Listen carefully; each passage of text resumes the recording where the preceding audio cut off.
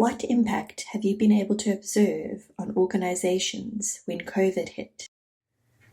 One thing that's been really noticeable for me since the start of the pandemic just over a year ago are the different responses that organizations have taken. And what I've noticed is that the organizations that previously have invested a lot more in their individuals, their teams, and their autonomy have really responded and reacted and coped much better and had less disruption than the organizations that had effectively paid lip service to the agile values and principles. Those organizations have tended to resort a lot more to micromanagement and status updates and check-in meetings. How has leadership been affected by the shift to remote work? Now, essentially, leadership hasn't really changed, especially if we're working in a complex domain, because complex work requires greater autonomy. And autonomy still requires competence, confidence, and conditions for success. So the job of a leader is to help their team get to greater competence, develop confidence, and to create the conditions where they can be autonomous. Can you give any advice about what to focus on to better lead remotely? I'm just going to talk about a few areas of many that great leaders can focus on in order to make remote leadership more effective.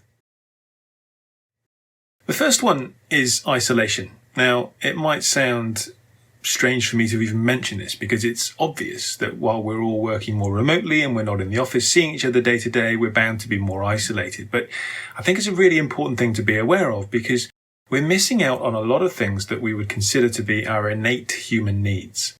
We're social animals, and by being forced apart from our colleagues, we're missing out on the small talk, we're missing out on the connection, the collaborative problem solving, and just the informal chats that would normally make up a large part of our day. And when we miss out on some of those innate human needs that we need as social animals, we're generally going to be struggling as human beings to be our best. So as leaders, being aware of that and regularly checking in with people to make sure that their needs are being met. And notice I said checking in on people. It's very, very different to checking up on people. We don't need to check up on them because as leaders, we know that people want to be successful. We know, given the choice between being productive or unproductive, people would choose productive. The second aspect is something that's been talked about quite a lot, and that is burnout or overwhelm. One interesting thing that I picked up is that actually the social cost of giving somebody else a task is significantly reduced if we're not physically present with them. What I mean by that is it's a lot easier for me to send somebody an email and ask them to do something than it is for me to look them in the eye and ask for them to do something for me. And because we are more remote, we're relying on more electronic means of communication.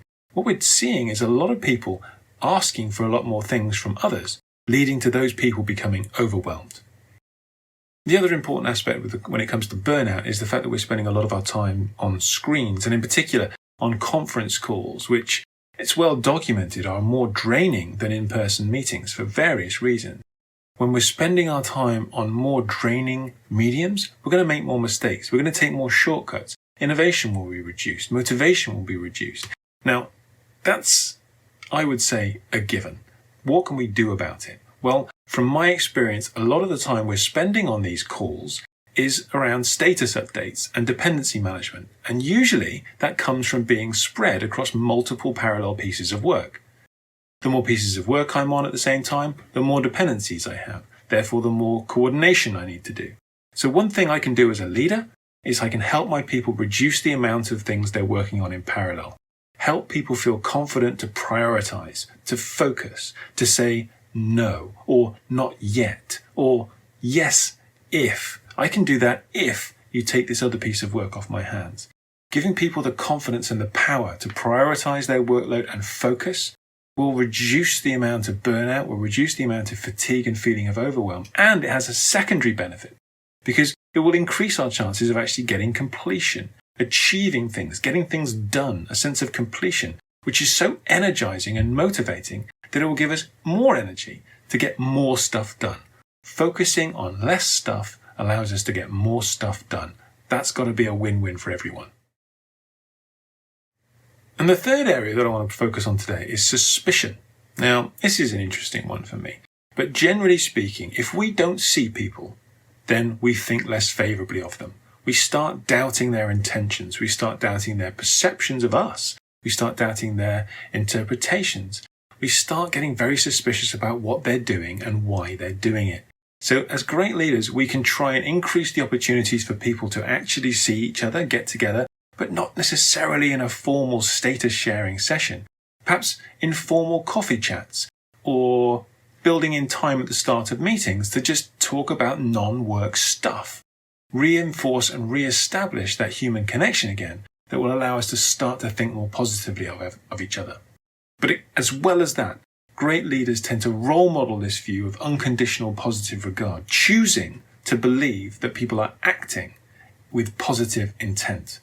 They take that action and they role model it to others, encourage other people to choose to believe a positive interpretation of the possible interpretations. What is going to be different then when leading remotely? So there are many things that will be different when leading remotely, but essentially it's the same. Essentially what we're doing as leaders is we're trying to find out anything that's stopping our people, stopping our teams from being and doing their best. And once we've identified what those challenges are, we can work out a way of solving them together and giving the teams the autonomy, the confidence, the competence, and the conditions to be successful.